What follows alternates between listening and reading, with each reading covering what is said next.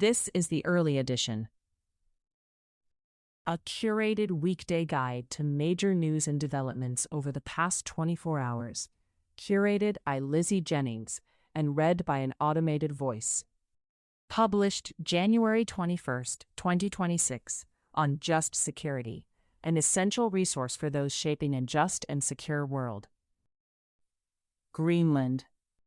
We do prefer respect to bullies, French President Emmanuel Macron said yesterday, adding that France would not capitulate to intimidation and attempts to undermine European sovereignty, following President Trump's threat to impose new tariffs on European nations until Denmark agrees to sell Greenland.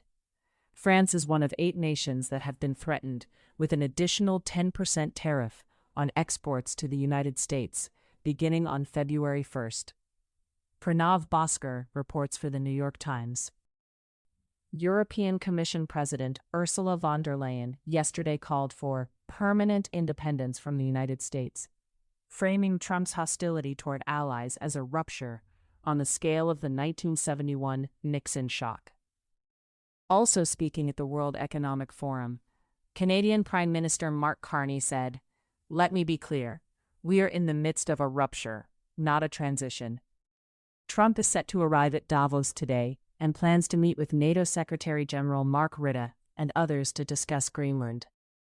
Zachary Basow and Barak Ravid report for Axios.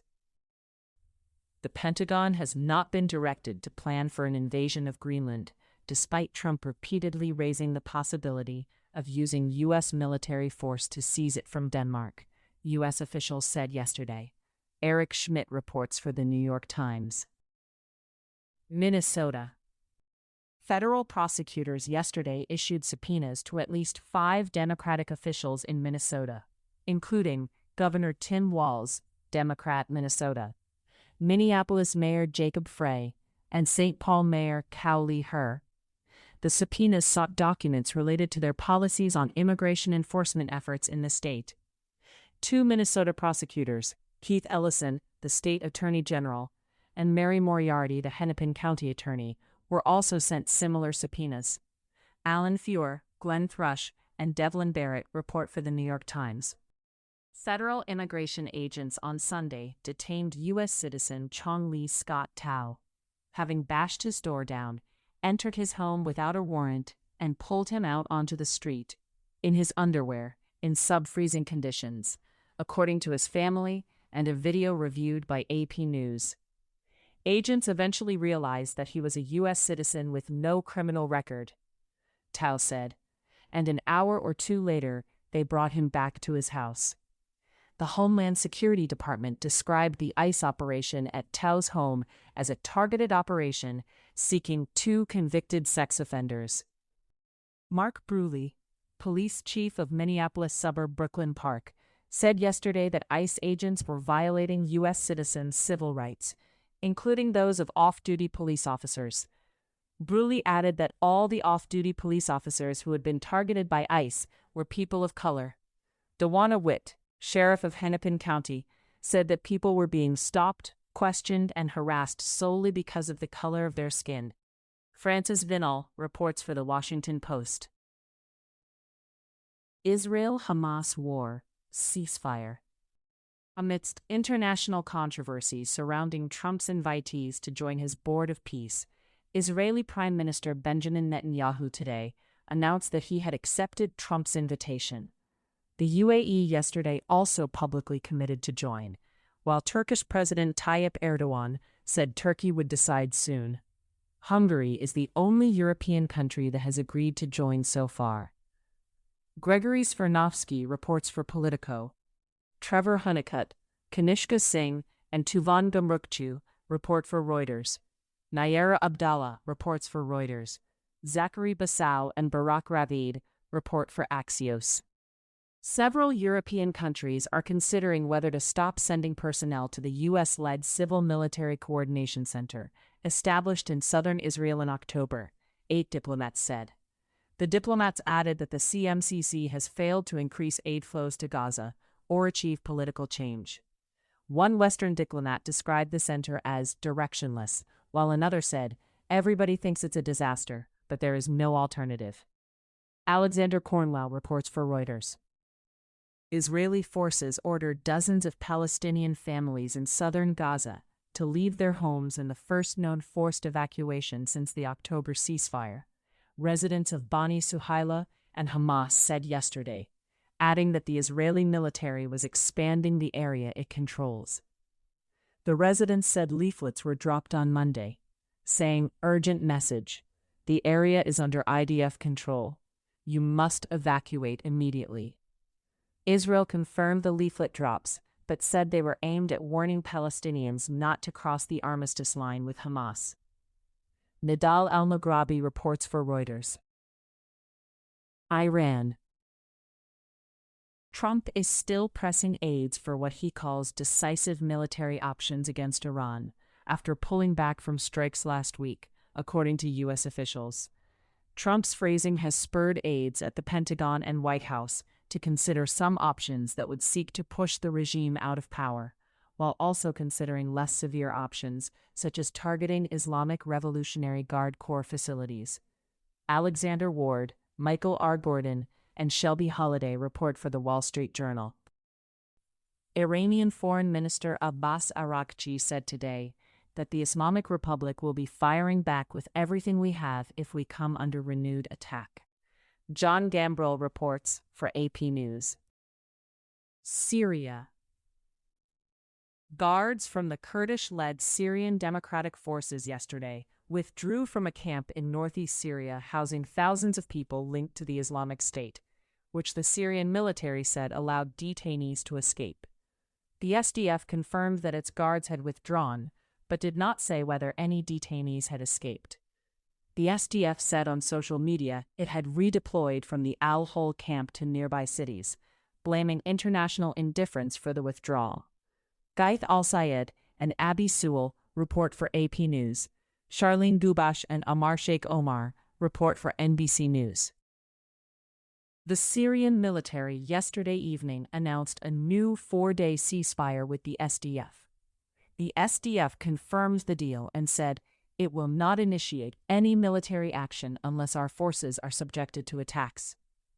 A statement from Syrian President Ahmed Hussein al-Shara's office said government forces will not enter Kurdish-majority areas until plans are agreed upon for their peaceful integration, and that Kurdish villages will be patrolled by local security forces drawn from the residents of the area. Gaith Al-Sayed and Abi Sewell report for AP News. U.S. Caribbean and Pacific operations. U.S. forces yesterday boarded and took control of a 7th oil tanker called the Sagitta, connected with Venezuela, according to U.S. Southern Command. The Sagitta is a Liberian-flagged tanker, and its registration says it is owned and managed by a company in Hong Kong. Konstantin Toropin and Michael Biesecker report for AP News. Venezuelan interim president Delcy Rodriguez said yesterday that Venezuela has received $300 million from oil sales, the first proceeds from the Washington-Caracas oil supply deal, following the capture of Nicolas Maduro earlier this month. Trump said yesterday that the United States had taken the 50 million barrels out of Venezuela and was selling some of it in the open market, though shipping records show that volume has not yet been exported. Russia-Ukraine war. Ukraine will allow allied nations to train AI models using its combat data gathered during the war against Russia, Ukrainian Defense Minister Mikhailo Fedorov told reporters. During the war, Ukraine has accumulated vast amounts of battlefield data, including huge volumes of footage from its fleet of drones. Fedorov said the Ukrainian Defense Ministry would work with tech company Palantir to launch a data room based on real war data for allies to train their AI and help intercept enemy drones and protect Ukrainian airspace. Christopher Miller reports for the Financial Times. Other global developments. Israeli officials yesterday seized the Jerusalem headquarters of the UN Agency for Palestinian Refugees, demolishing several of the structures within the compound. A spokesperson for the Israeli Foreign Ministry defended the decision to seize the headquarters, saying UNRWA has long ceased to be a humanitarian aid organization, serving instead as a greenhouse for terrorism. Aaron Boxerman reports for the New York Times. U.S. Foreign Affairs. Mexico yesterday sent 37 people accused of being criminal operatives to the United States. This is the third such transfer since Trump took office. Mexican Security Minister Omar Garcia Harfuch said yesterday that the transfers were legal and that, in agreement with the U.S. Justice Department, the death penalty would not be pursued. James Wagner reports for the New York Times. The Pentagon plans to cut its participation in a range of NATO advisory groups, according to multiple officials. The impending move will affect about 200 military personnel and will mostly diminish U.S. involvement in NATO's 30 centers of excellence, the source said. Rather than withdraw all at once, the Pentagon intends not to replace personnel as their postings end, two U.S. officials said, adding that the process could take years. Two European officials said that NATO's advisory groups, dedicated to energy security and naval warfare, were among those facing cuts. Noah Robertson reports for The Washington Post. U.S. Immigration Developments.